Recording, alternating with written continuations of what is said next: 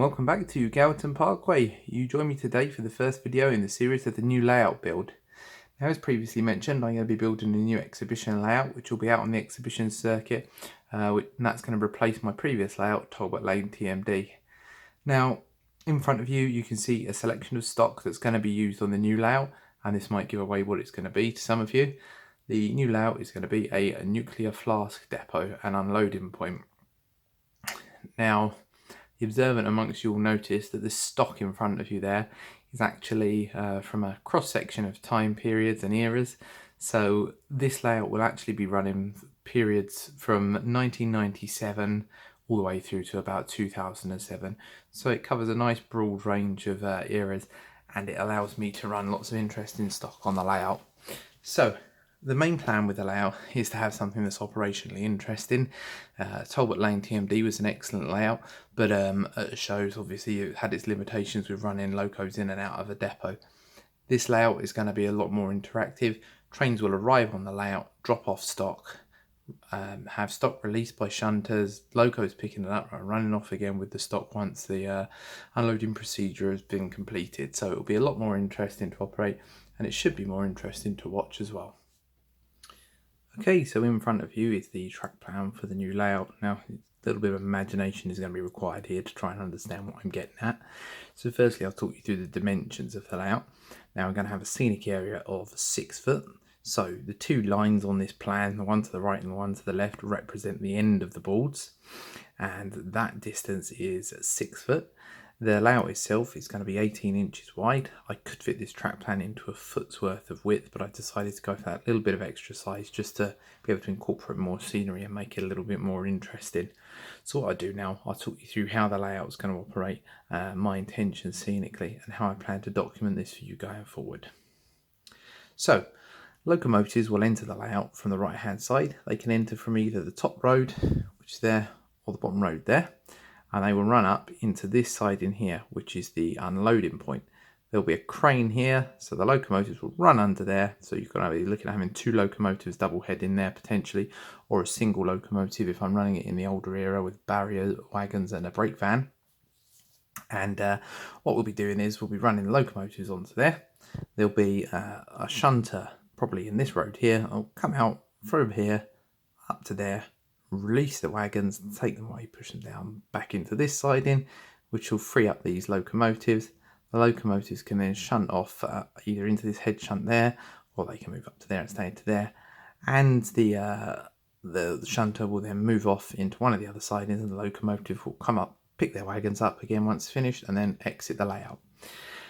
Now, one of the things I've noticed when doing some research on nuclear flask layouts is that the area where the crane is always fenced off. So effectively, there's going to be a fencing off this area here on the top siding. You have to excuse my finger pointing. I know it's probably not that effective. That area there will be fenced off. The siding below will be a shunting siding for shunting empty wagons into, as just mentioned. And then this siding here is going to be kept quite fluid. I'm going to use that for anything really. I'm thinking of having this as a little civil engineer siding, a stabling point for locomotives that are in the area to justify running anything that I've got out onto the layout. So some stuff will come in via this road and then just stable into there and then run back off of the layout. So I'm hoping to keep things quite interesting that way. Now, the fiddle yard section of the layout is actually going to be 3 foot long. 3 foot long allows me to accommodate two locomotives double-headed. The two double-headed locomotives with a flask or two behind will easily fit in the sidings that I've planned, and also it will allow me to run a locomotive with a barrier, a flask, another barrier, and a brake van. So we have some nice length trains there. Now, all of the uncoupling is going to need to be done remotely. I don't want anybody shoving their hands into the layout to uncouple locomotives because it will spoil the illusion.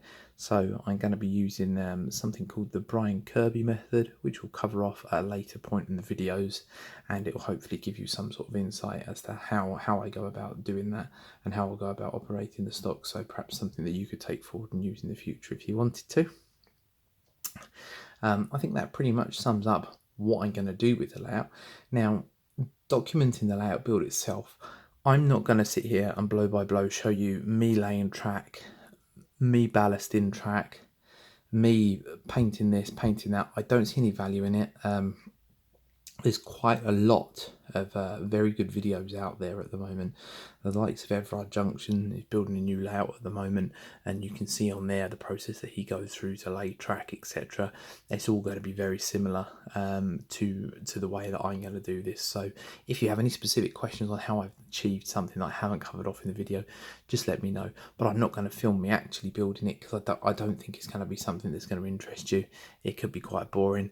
But what I'll do is I'll film progress reports on the layout as I go along, and give you actual updates as I go, and say this is what I've done here, this is what I've done here, and hopefully that'll allow you to see the progress of the layout as it goes along. So the rest of this video, I'm hoping that we're going to cover making the baseboards, and we're also going to cover getting the track down ready then for looking at wiring in the next video, points, motors, etc, etc. So this video should be, it shouldn't be that long, but it'll cover off what I'm doing as I'm doing it. If you have any questions, as I say, just drop them in the comments below, and I will try my best to answer them for you. And what we'll do now, we'll leave this part of the video here, and we'll crack on and have a look at building the baseboards. So the baseboards that I've ordered are Tim Horn baseboards. They're baseboard kits, the same that I use for Talbot Lay and TMD.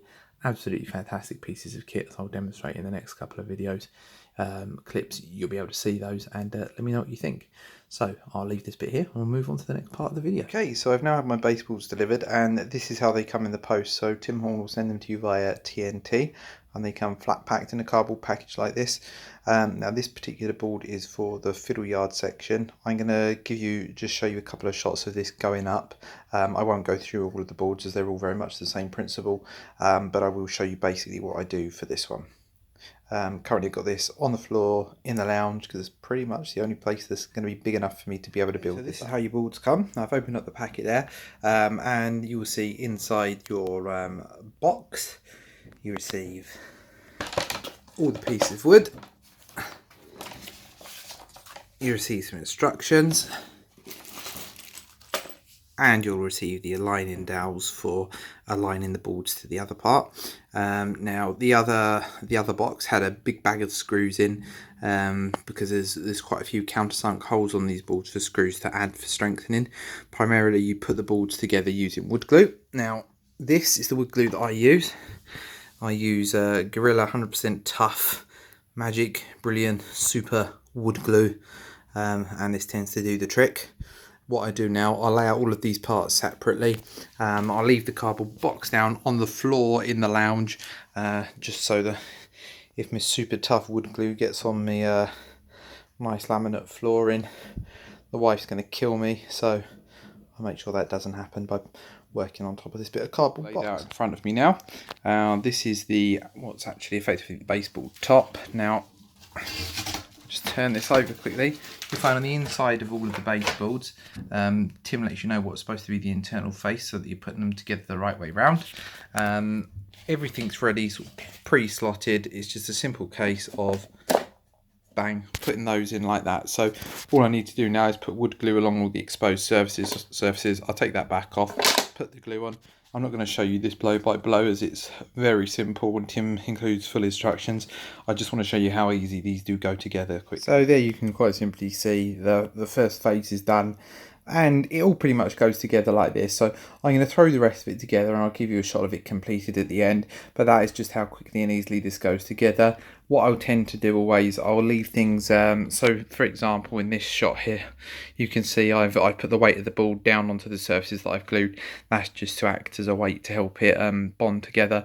I'll leave that a few minutes now, and then I'll go on to the next step. The next step's to add the back seam, and then once you've had the back seam, you start working on the side and the front, and it'll fly up. It's the only thing that slows the process down is waiting for the glue to dry. That is the longest part of this, but it's so easy. You can have a glance over one set of instructions for this and you know what you're doing. I cannot recommend these baseboards enough. They are amazing.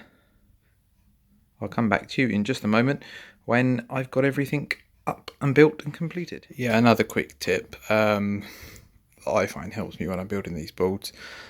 Once you've got them in a position where they're sort of standing up and you want things to dry, I just put a couple of books on to weigh bits down. I'm probably going to leave this now for, well, I'd imagine, half an hour or so, and we'll see how we get on. Now, as you can see, I've completed the fiddle yard area of the layout. Went together quite nicely. There's one little piece left to do, which is this, which is a fascia just to neaten it up, because this is the side that we face in the public, and there it goes. You stick that to the front. Now I don't do that until the layout's actually finished, as I don't want to get glue or muck or whatever I'm using on the layout on that piece. So that'll be securely stored away up until the point that the layout's near enough finished, and that'll be one of the last things that I stick on. Okay, so here we are in front of what is the new layout, and as you will see, I have begun some work. Now, previously mentioned in the video, I had intended to respace the sleepers on the track to try and get a more prototypical look. I'm using Pico Code 75, and I have actually had to go at respacing some of the sleepers on a piece of Code 75 track, but I found when I put it next to the points, the difference between the gaps between sleepers looked too weird in my opinion. So I've decided that I'm going to leave it as it is. So at the moment, the stage I'm at, none of this is tacked down, glued down, pinned down or anything. I've cut some cork. I'm using Jarvis Scenic's cork, and I've cut this into strips that fits directly underneath the track. That's all got to be glued down next. That will be glued down using copy decks. And then the track will be glued down on top of that.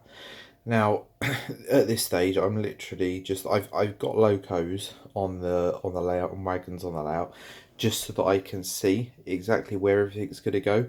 Now, you'll note, having looked at my earlier plan, that this junction is set further back.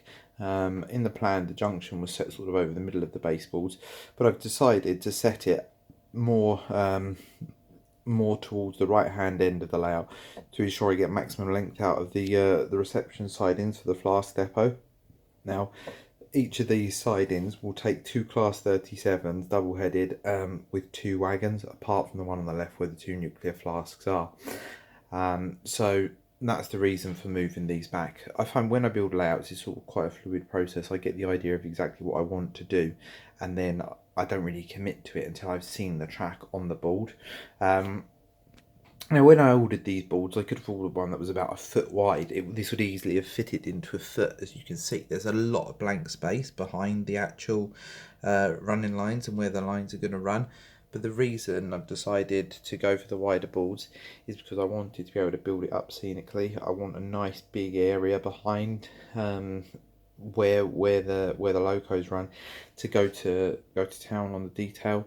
So the furthest line, there'll be a nice sort of big concrete pad there next to the running line, and on that concrete pad you'll have the crane, and we'll have some lorries, etc.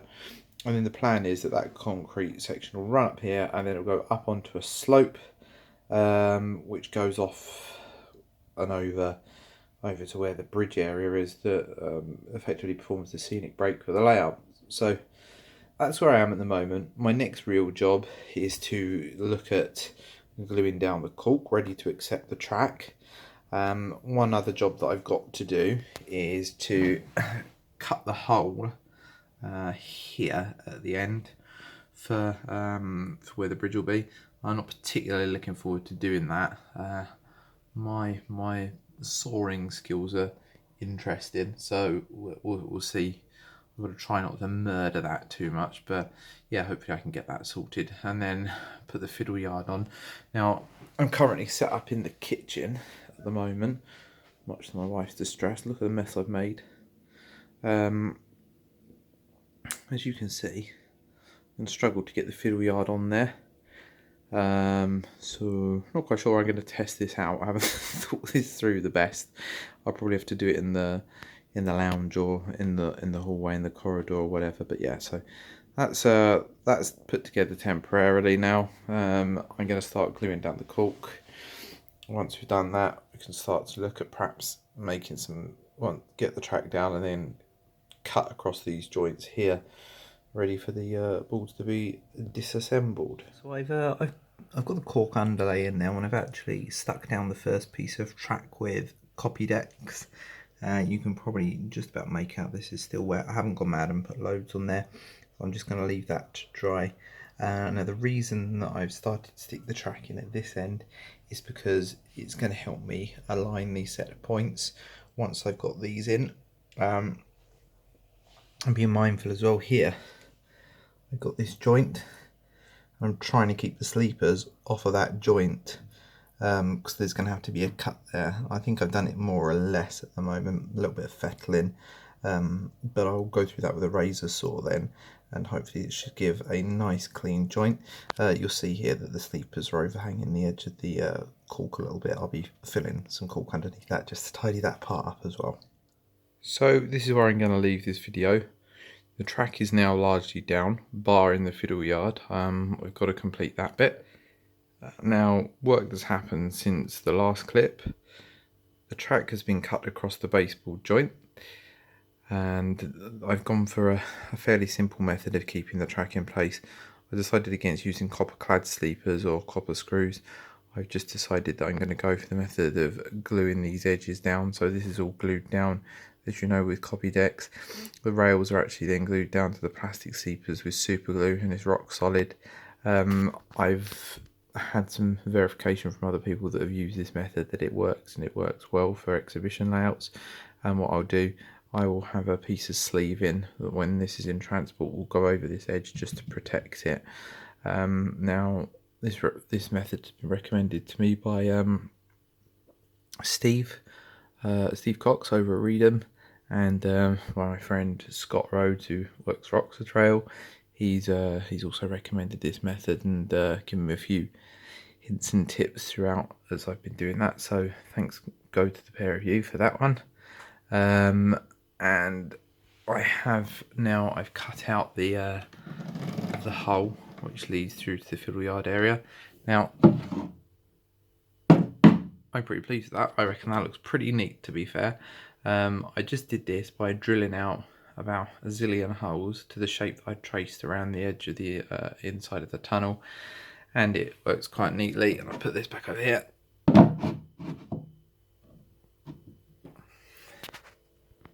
That's a neat and effective solution, so I'm pleased with that. But anyway, this is where I think I'll leave this video now. You can see roughly where I'm going with this. I've pinched the crane from the layout upstairs so you can see where it's going to sit. Next video, I'll start to discuss scenery and what I'm going to do next. I'll be looking at ballasting. That's going to be one of my main things to get done firstly. And again, ballasting, that will help secure the track down. It will help make this area here even more solid. So I'll be doing that in probably one of the next videos that comes up. Got the fiddle yard to do, and then I've got wiring to do underneath the layout. So obviously the wiring etc will come before I commit to ballasting, so it will be a video that covers the wiring. But yeah, I'll leave this video here. Thanks for taking the time to sit and see what's happening with the new layout so far. Hope you like it. I'm pretty pleased with the way it's going so far. It's definitely a step up from Talbot Lane, size wise and operationally. You know, there's a purpose to this layout. It's not just running trains on and off. There's going to be trains arriving, wagons being dropped off, shunting manoeuvres to be done, etc. The track layout is really very simple, and it has been pointed out to me that it's quite similar to that of Talbot Lane, which I didn't realise until I looked at it. And there are some similarities between it, but this flows quite nicely. It's a nice sort of long space. Got 6 foot to work with, which in the grand scheme of things for a model railway isn't massive, but for an exhibition layout, I think this is about my limit size wise. This should just about fit in my car. We'll see. I don't know. Luckily, my friend Paul that comes and operates the layouts with me at exhibitions has got many large vehicles which we can move the layout around in if it doesn't fit in my car or his car. So yeah, we should be fine. Anyway, I am actually going to go now. Thanks for watching, and I'll speak to you all soon. Cheers guys, bye.